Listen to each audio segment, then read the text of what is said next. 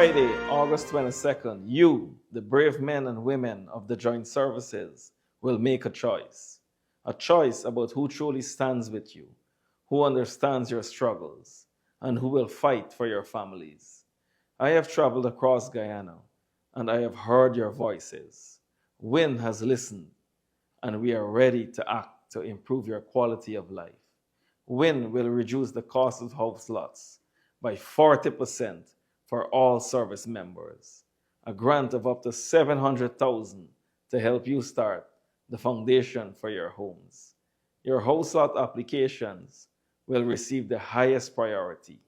Utilities will be in place before approval letters are given.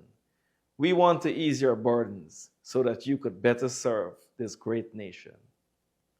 It is appalling that in 2025, your travel, uniform, rent, and special service allowances are so small and do not match the cost of living. This is no way to treat our serving men and women. WIN will significantly increase your allowances and reduce PAYE from 25% to 20%, putting more money in your hands. Our actions will go further. As you serve our country, putting your life on the line, we should ensure that your children and your spouses are considered.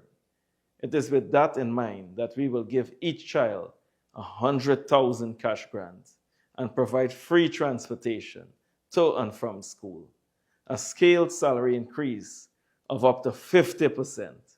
Every service member will get a substantial monthly risk allowance, priority access to scholarships for your family. And when injuries occur, compensation must never depend on favors. It must be guaranteed by law.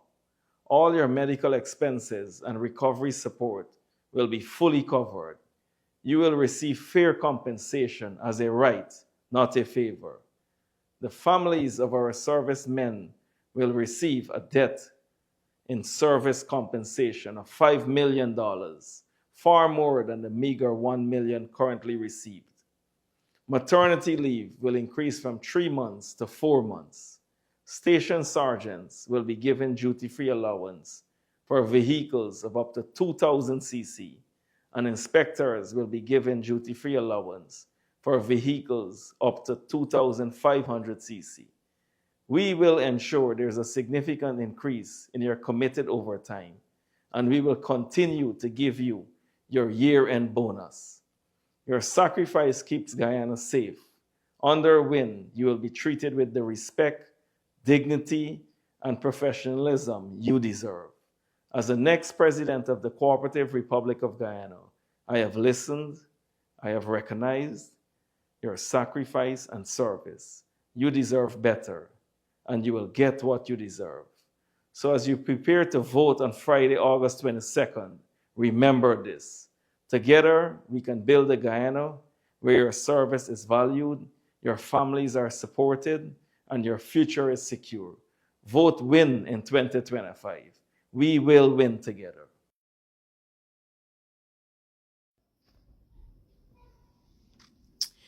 Good morning.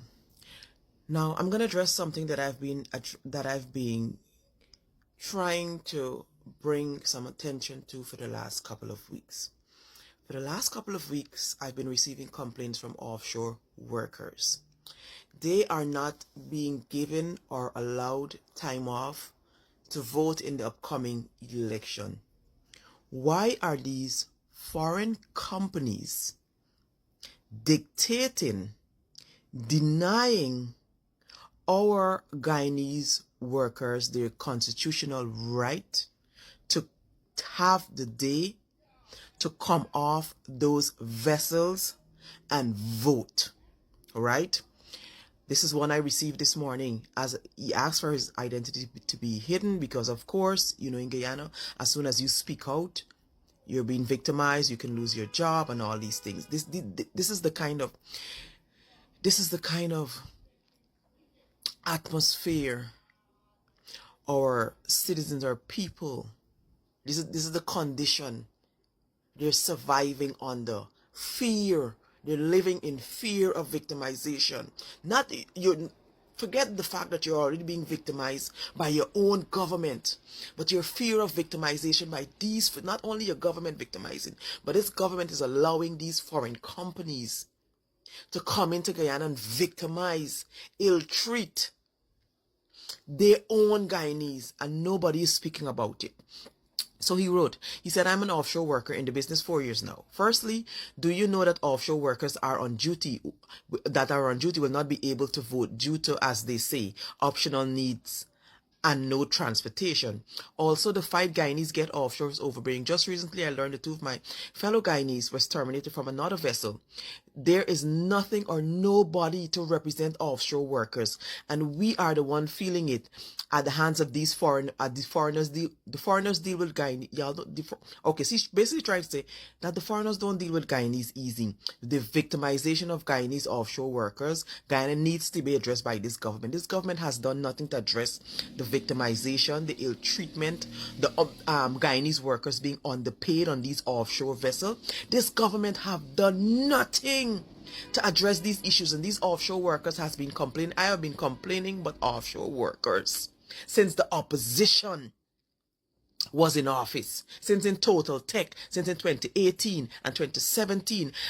These offshore workers have been crying out for representation from somebody in government. Nobody, none. I'm surprised that none of these small parties have come out, put out a statement in representation of these offshore workers. Nothing. But these offshore workers that are Guyanese, that are being ill-treated by these foreign companies, year go, year come. Why is it we are allowing foreign companies to come into our country and dictate and tell us that their Guyanese workers are not allowed to vote in this upcoming election? Once they're on duty, they're not allowed to vote. Listen, y'all oil and gas companies, y'all are stealing enough of Guyanese money. Y'all just make enough money off of the back of hard work Guyanese. Y'all just underpay them, y'all just victimize them, y'all just ill treat them, y'all bringing y'all foreigners and y'all paying them more than y'all are paying Guyanese workers. Y'all could afford transportation to get those workers off those vessels to come out and vote election days. I need these small parties and I need the opposition to address this, because how dare these companies come into our country and tell us that they ain't giving our offshore workers, our Guyanese offshore workers, time to come out and vote. These workers are in desperate need of representation. This government has done nothing to fight for the rights of these offshore workers, these oil and gas workers. Foreigners getting paid more than them, 2 and 3 and 4 times the salary that our Guyanese workers are getting paid, and they're the ones that are qualified and doing their jobs, and the foreigners are making more money than them. They don't get paid for overtime. These foreigners totally ignore the labor laws of Guyana. It's all kind of thing they're doing Guyanese workers out there, just because it's like the future of the children are in the hands of these foreigners. And this government has done nothing over the last 4 years to address these issues that are being faced by offshore workers. Now these foreign companies are telling them that they can't provide transportation or give them time out to come out and vote in this upcoming election. This is nonsense. And you see, sometimes I'm so upset that I gotta come out here and I gotta speak on everything before anybody else pick it up. Why aren't these small parties fighting for these offshore workers to come out and vote? Why is nobody calling out these foreign companies? Why Guyanese must continue to suffer at the hands of these foreigners? Why are they allowed to dictate who must come out and vote and who mustn't come out and vote? The audacity of them. Listen, somebody fix it, because this is nonsense.